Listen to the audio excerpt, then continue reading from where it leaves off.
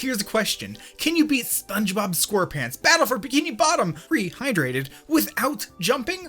Well, the answer is a bit complicated, so let me first answer a few other questions you may have. So, what are the rules? Much like with my Banjo-Kazooie and Tooie minimal jump videos, the only ability not allowed is the standard jump with the A button.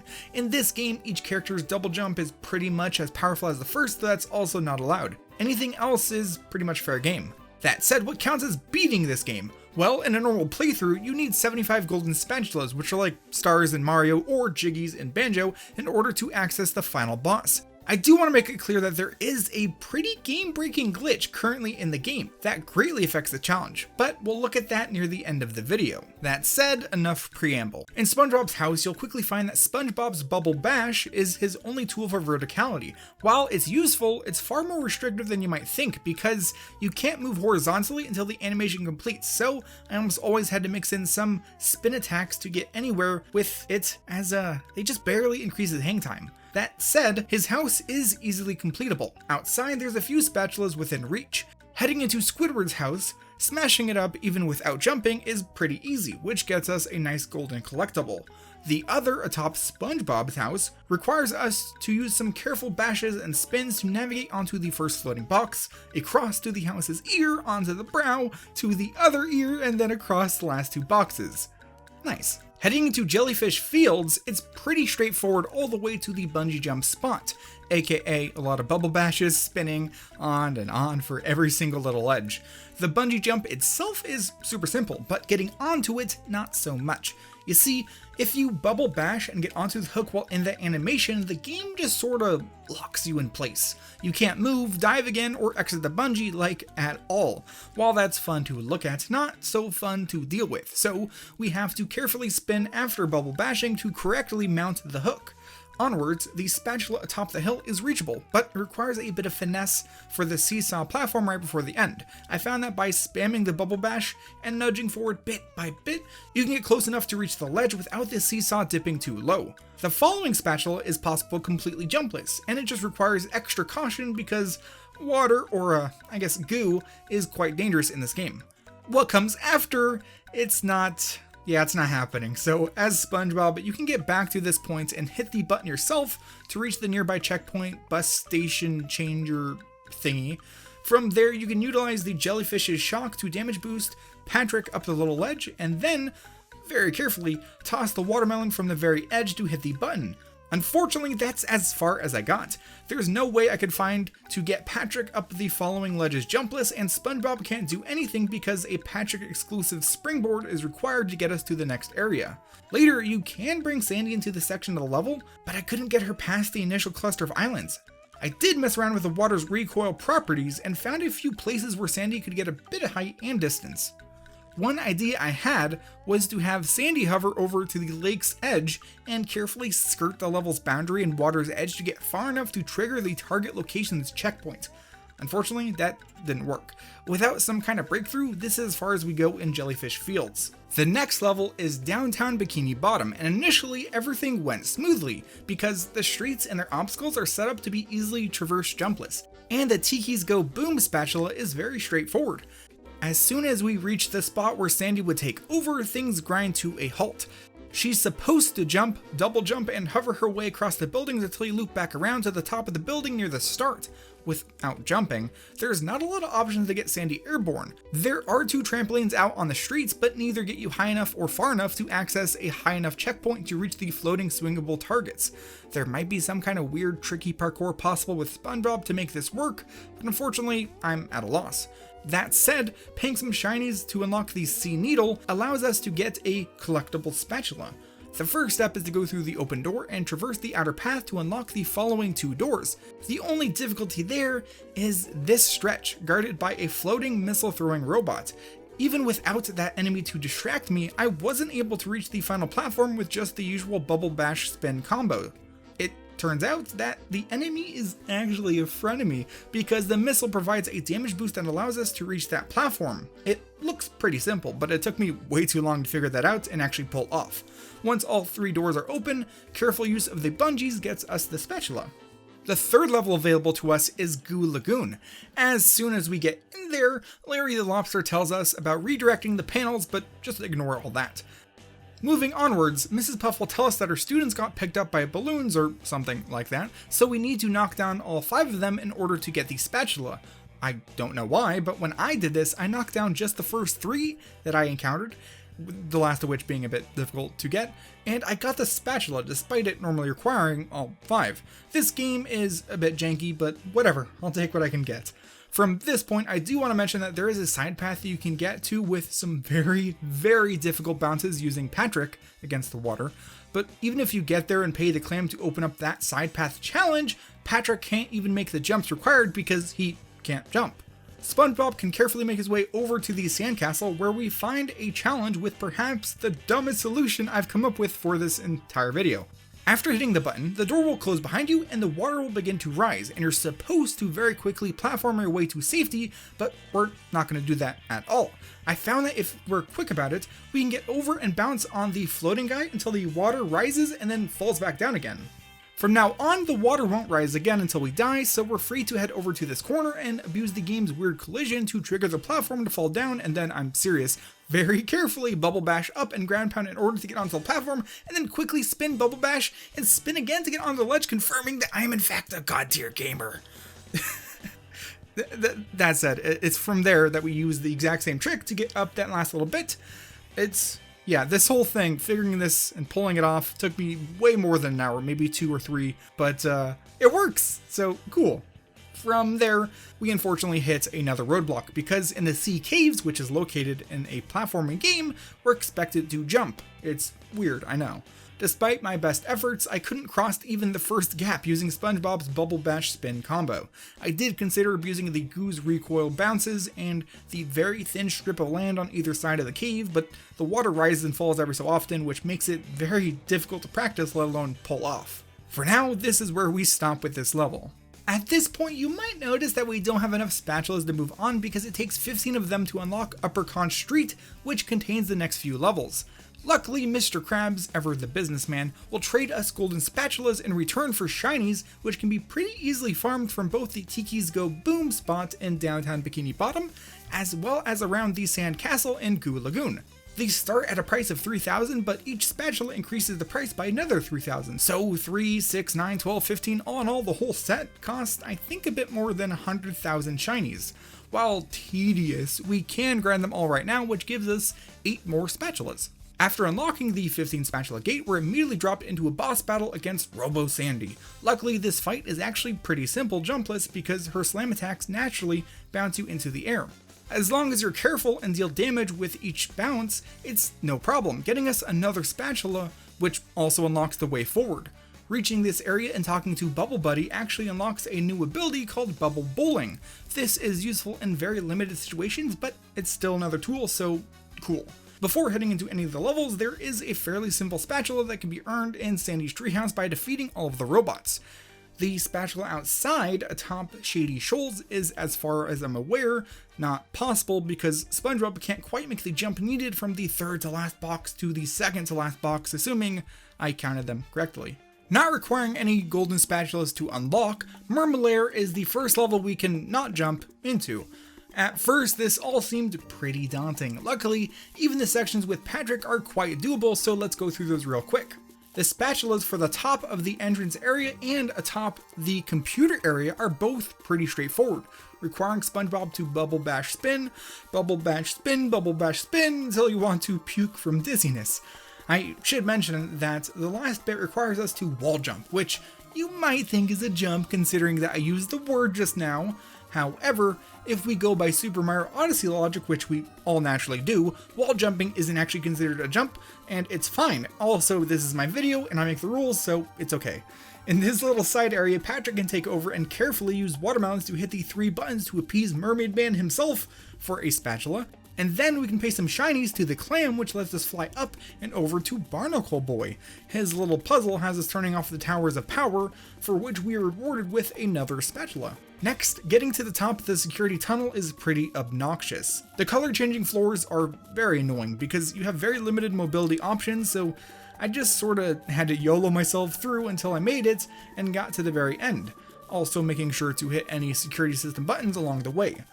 Before reaching the end of the area, we will run into the rolling ball puzzle room, which I want to, just state matter-of-factly is absolute trash. I really dislike the layout of this because it's so slow that it takes like a whole minute to go through a whole attempt, and if you happen to mess up at the very end, you gotta do the whole thing over again.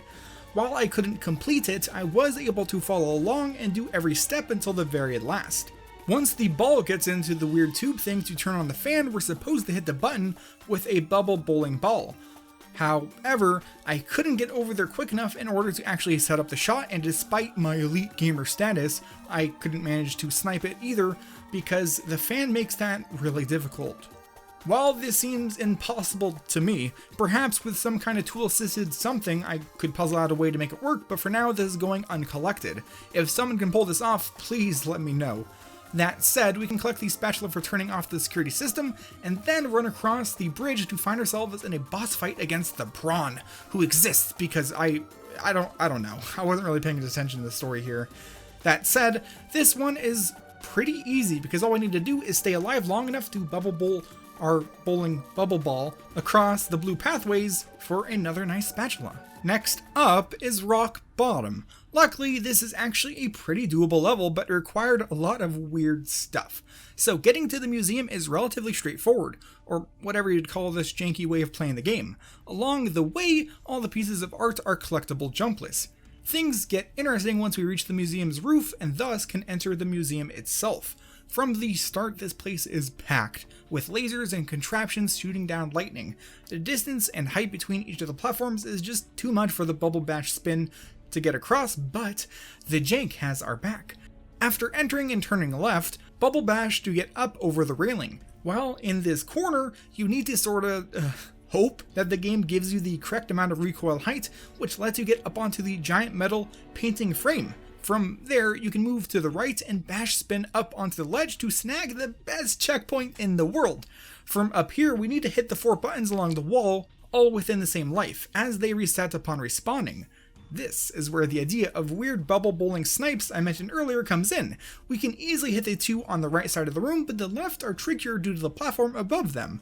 The solution is to snipe the 2 on the right, drop back down, hit the 3rd, and bowl to hit the 4th. Once that's done, we can now drop down into the now laserless area, take an intentional death, and respawn back at the checkpoint.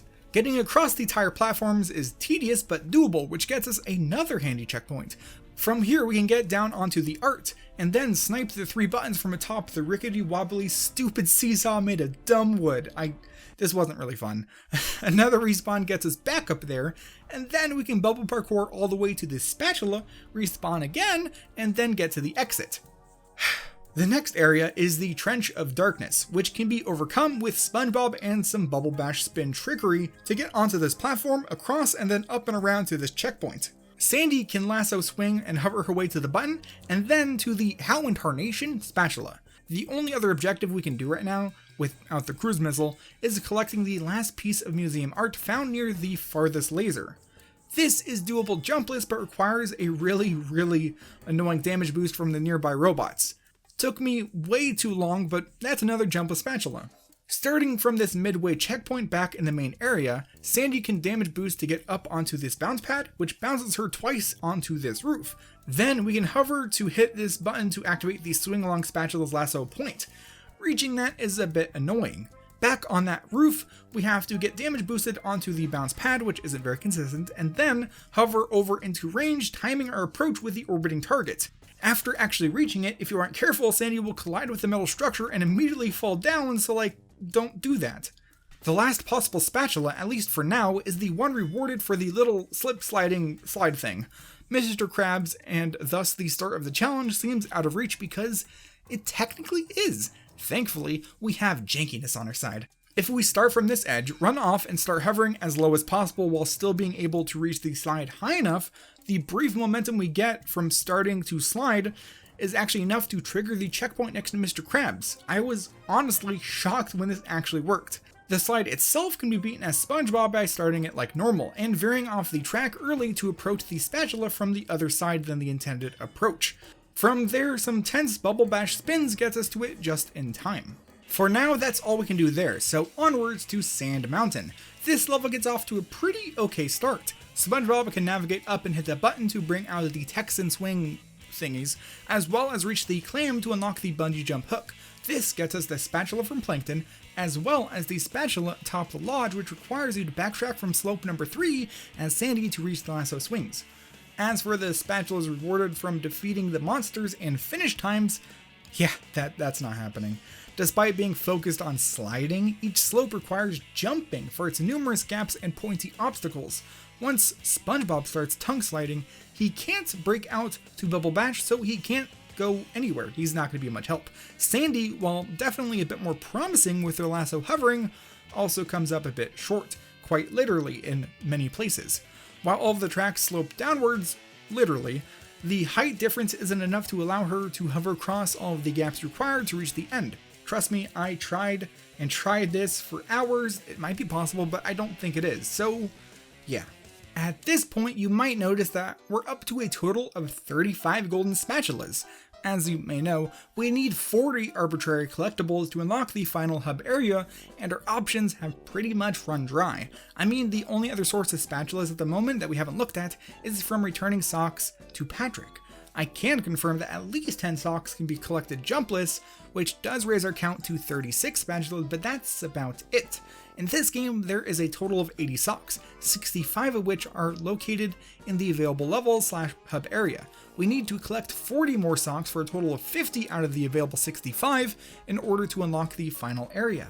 With a brief once over, at least 7 are impossible in Jellyfish Fields as they're located in areas we cannot progress to. Same with downtown Bikini Bottom as there are 4 of them there, atop the rooftops and or lighthouse, which we can't reach. There's roughly 6 unavailable in Goo Lagoon for much the same reason, and 8 of them in Sand Mountain are sprinkled throughout the unslidable slides. Oh, and 2 of them are farther in Bikini Bottom, requiring us to unlock the 40 spatula gate in the first place. That means that with our current limitations, only 38 socks are even in areas we can currently reach, so at most we can get 2 more spatulas, which isn't enough. And that's not even considering the collectability of all of those socks. So yeah, we've pretty much hit a dead end.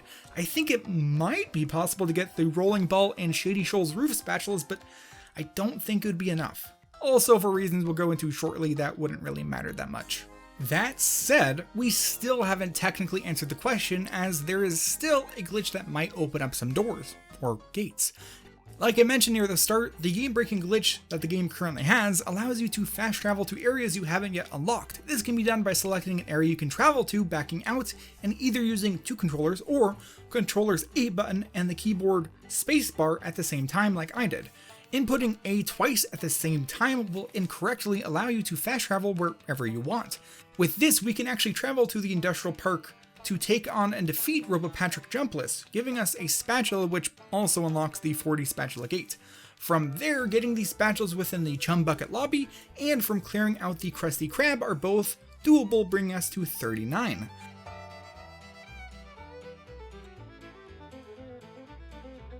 Entering SpongeBob's dream, we are immediately presented with a roadblock. Our only path forward requires navigating across the moving, spinning boxes with spikes that progressively get higher. Simple bubble parkour isn't enough, though a stronger individual than myself might be able to abuse damage boosts to make it work, but I just don't think it's possible. That also eliminates the 5 socks in this level.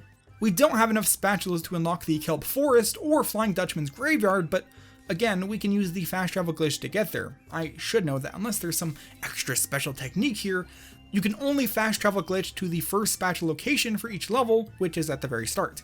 In the graveyard, I couldn't even get past the swaying ship platforms, which doesn't bode well, and in the Kelp Forest, we're stuck as soon as we reach the Kelp Swamp as Patrick, because Patrick is borderline useless without jumping.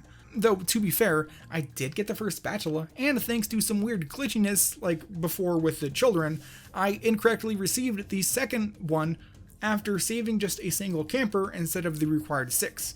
Mrs. Puff isn't a good teacher because I guess she doesn't know math. Oh, and now that we have the cruise missile, we can backtrack to rock bottom and obtain the lasers or fun spatula, bringing us up to 42 of them.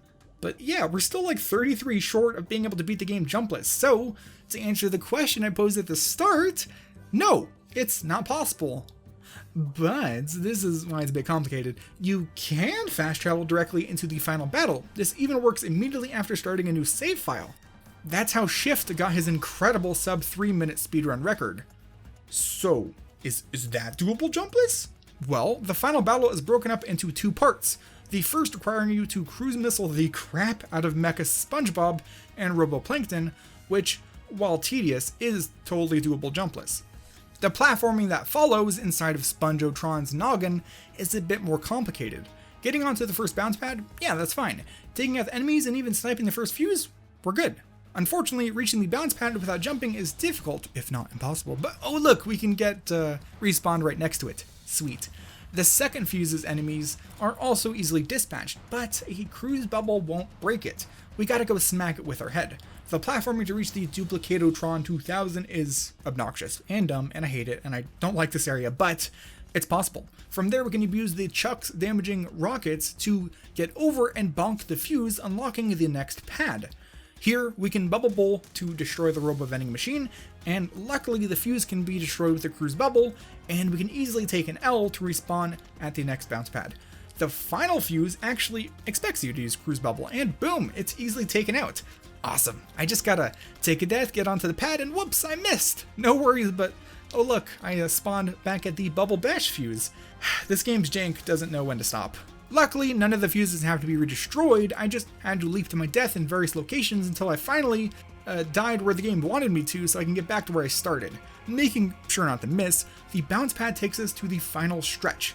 I just gotta damage Roboplankton, cruise missile the Death Star's secret weakness, and take the pad to the next platform. Rinse, repeat, and fly to the final platform, and one missile later, the giant SpongeBob has been defeated, giving us another spatula and sending us into the credit sequence for the most hollow victory I've ever felt. So, to ask one more time, can you beat SpongeBob SquarePants Battle for Bikini Bottom Rehydrated Jumpless? Well, yes and no. Yeah, I mean, it depends on what you want to consider beating it. This was a very weird challenge, to be honest, but despite how muddled it got, I really enjoyed the process of working my way through the game. I got to mess around with its janky physics, collision, and respawn triggers, and generally tackle the game in a totally different way from the average playthrough. I don't know about you, but that's like a successful challenge in my book. That said, I think that's about it for this one, so I'd like to wrap things up by thanking my channel members for their support, with especially big thanks to Christy Huntress, Pseudonymous, Jermanger, The Weird Gamer, and Achilles Rhodes for being super fans. If you enjoyed this video, be sure to leave a like, maybe subscribe, and why not check some of my other content, most of which allows jumping. Thanks for watching, I'll see you in the next video.